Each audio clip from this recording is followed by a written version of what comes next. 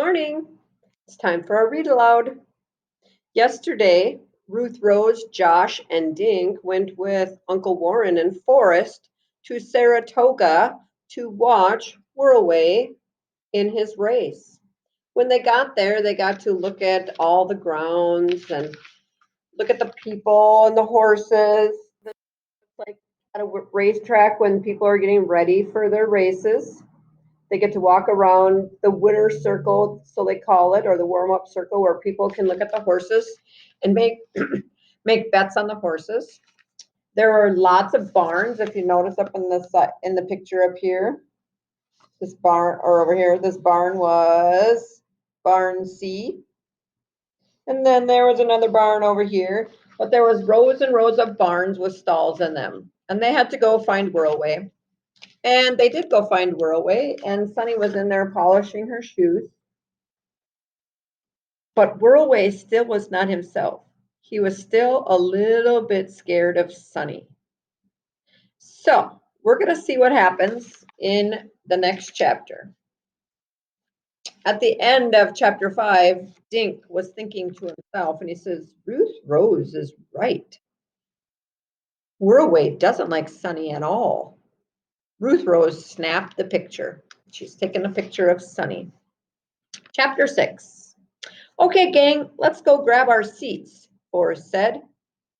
To get to Forrest's private box, they had to climb up 3 flights of stairs. Throngs of people filed the grandstand. Music was playing, and everyone seemed to be having a great old time.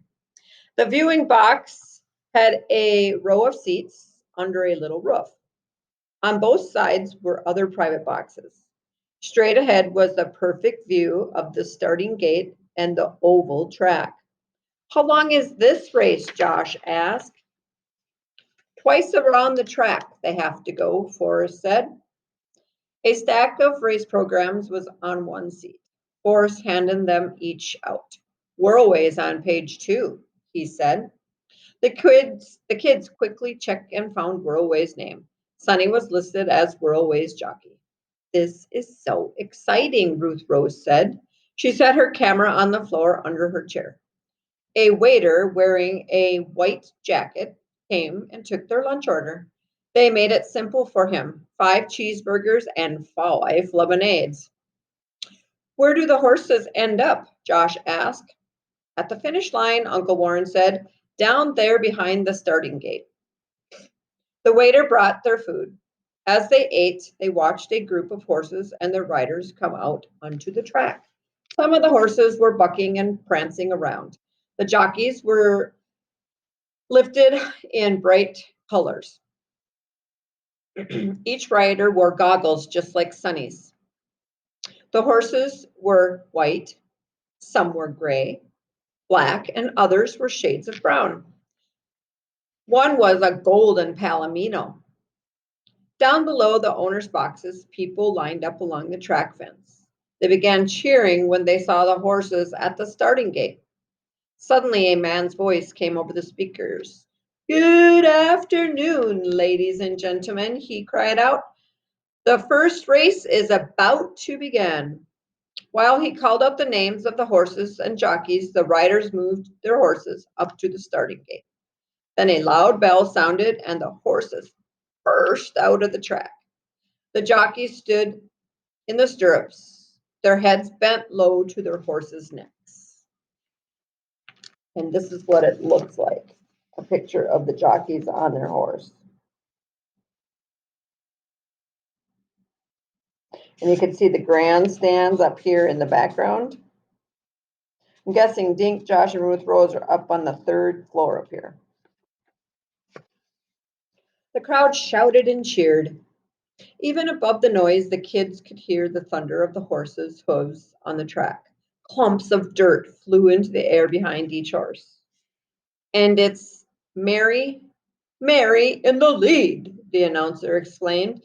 Starburst is a full length behind. Canterbury Sauce is in 3rd. Then it was over. A white horse had rocketed across the finish line first. And it's Mary by a half a length, called the announcer. As the kids watched, the jockey pranced Mary Mary to the winner's circle.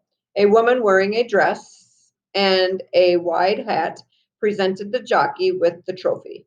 A man in a suit beamed and posed for a picture. That's the horse's owner, Forrest informed the kids. Oh, is our race next? Dink asked, checking his program. Yes, in a few minutes, Forrest said. He pointed to the track. The horses are coming out already. The kids, the three kids stood up. Watch. Which one is Whirlaway? Ruth Rose said, getting out her camera. There are a lot of dark horses with white markers on their foreheads. Forrest pointed over her shoulder. In front of the white horse, he said. See Sonny's yellow hat? And you can see the big one on Whirlaway's saddle blanket. Do you see the number? The horses and riders approached and to the starting gate. When the announcer shouted, "Number 21 is Whirlaway, ridden by Sonny Fields," Dink, Josh, and Ruth Rose cheered. Ruth Rose snapped a picture. Forrest put 2 fingers in his mouth and whistled. And here is a picture. Picture of the kids sitting in their stand up here. And here is another picture of the horses.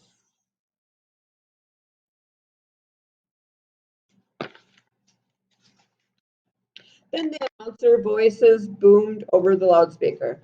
Now the second race, an even dozen beauties out there.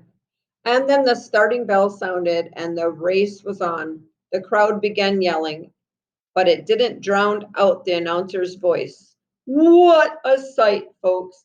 Fancy Pants is out in front. High Five is next. Here comes Pretty Balloon on the outside. And look at this. Dancer is sneaking up on Pretty Balloon. He's passing High Five. Dancer is in the field. Dink, Josh, and Ruth Rose were on their feet. They jumped and yelled, "Come on, Whirlaway!"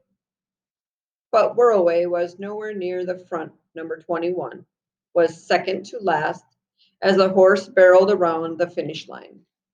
By the time the race was over, Whirlaway had fallen back even more. He came in dead last. The kid sat down, disappointed. Forrest stared at the racetrack. What happened? Uncle Warren said. Forrest shook his head. I don't know. Whirlaway has never ran so badly, he said. There must be something wrong. Why must there be something wrong? He's won almost all his races. Something is up. But what is it? But that's the end of the chapter.